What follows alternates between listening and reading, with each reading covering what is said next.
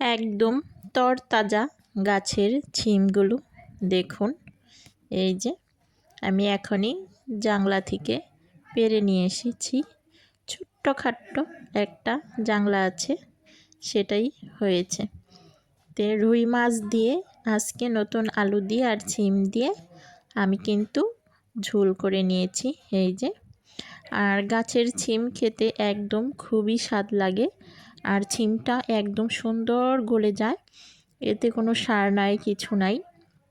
আমি কিন্তু কোনো সার দিইনি গাছের গোড়ায়, সার ছাড়াই। এই যে অনেক ছিম ধরেছে, একদিন আপনাদেরকে দেখালাম।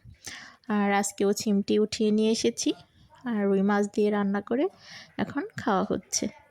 এই দেখুন কি সুন্দর হয়েছে ছিমটা, আর তরকারিটাও আশা করি অনেক ভালো হয়েছে। তো বন্ধুরা অবশ্যই কমেন্টে জানাবেন যে ছিমগুলো কেমন হয়েছে। আল্লাহ হাফেজ।